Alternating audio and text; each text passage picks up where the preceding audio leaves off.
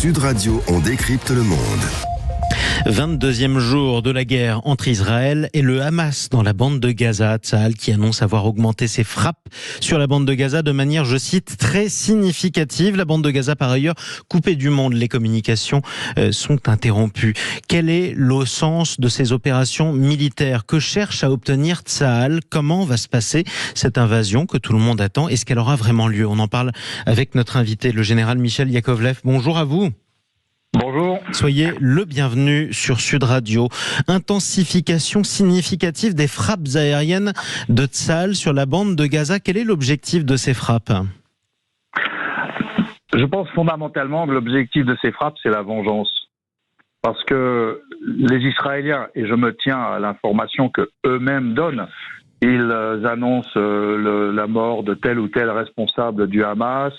Ils annoncent la destruction de tel ou tel réseau souterrain.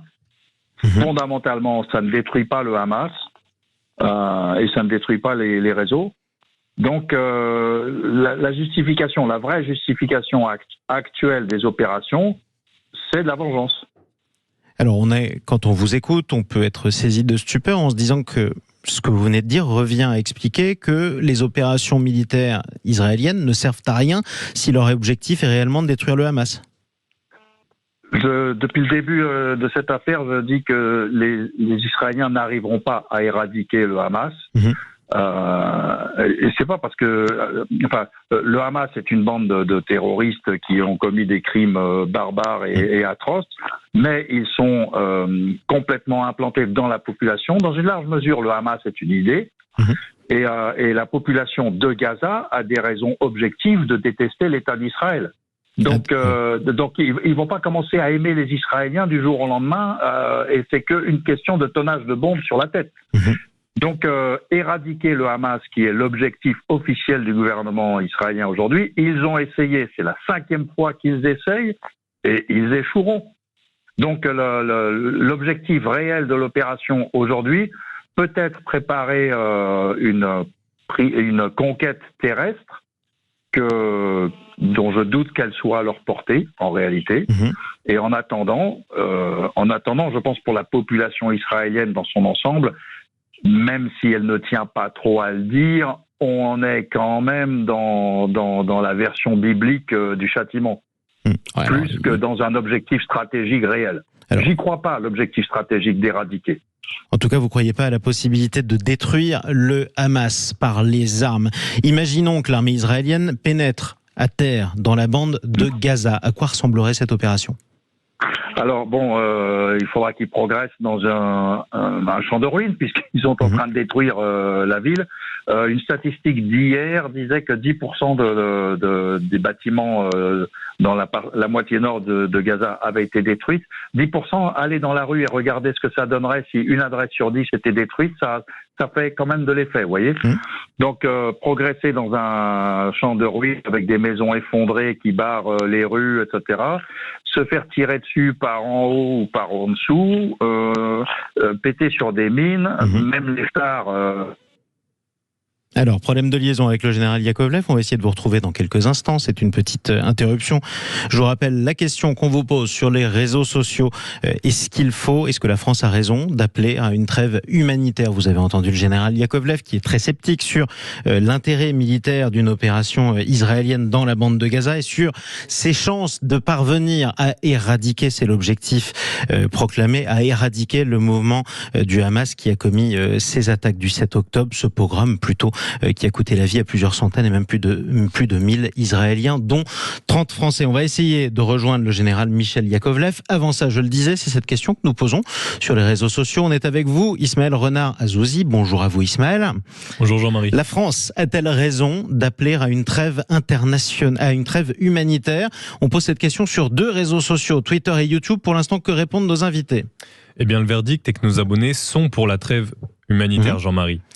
Sur Twitter, 56% soutiennent cette trêve à Gaza entre Israël et le Hamas pour protéger les civils. C'est le cas de Jackie qui estime qu'on a toujours raison de demander une trêve. Même résultat sur YouTube, mais encore plus large, 72% de nos abonnés penchent pour la trêve. Comme cet internaute pour qui la France a raison, la France a besoin de la paix.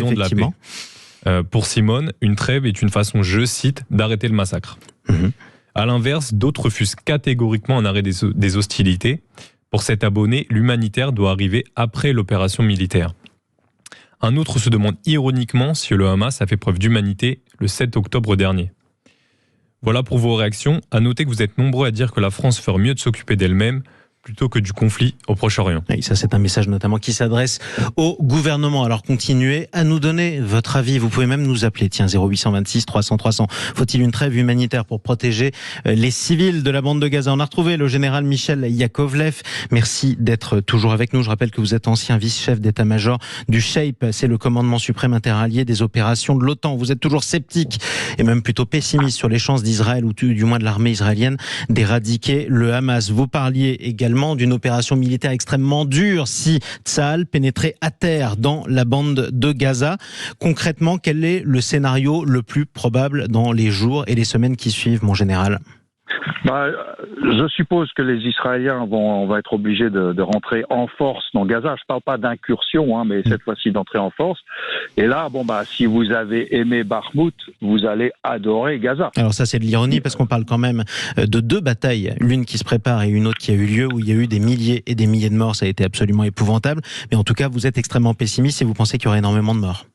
Oui, parce qu'à la différence de Bakhmout, la population civile est restée. Elle n'a pas le choix de toute façon. Et c'est pas une question de Hamas, c'est qu'elle a nulle part où aller. Même au sud, ils se sont fait bombarder. Donc les gens sont remontés du sud vers le nord parce que quitte à mourir, ils préfèrent mourir chez eux, ce qui est humain, si vous voulez. Donc je pense, sauf si l'armée israélienne a découvert un truc. Vous êtes en tout cas extrêmement sceptique. Voilà, ça va se terminer au couteau, si j'ose dire. Et la fenêtre de légitimité, c'est une expression israélienne.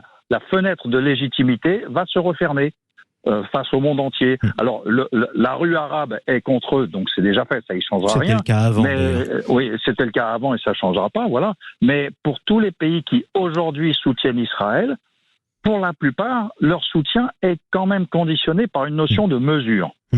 Le jour où il y aura une perception de démesure dans la violence israélienne, Israël sera très seul, restera plus qu'Israël et l'Amérique.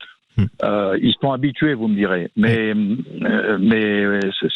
fondamentalement, c'est ça le problème de Gaza. Il n'y a pas de solution militaire à Gaza. Il n'y a qu'une solution politique et pour l'instant celle-ci tarde depuis plusieurs décennies à venir et à voir le jour. Merci pour cet éclairage, mon général. Michel Yakovlev, ancien chef d'état-major du SHAPE, le commandement suprême interallié pour les opérations de l'OTAN. Vous pouvez continuer à voter sur les réseaux sociaux de Sud Radio. Et évidemment, est-ce qu'il faut appeler une trêve humanitaire ? Il est 8h27.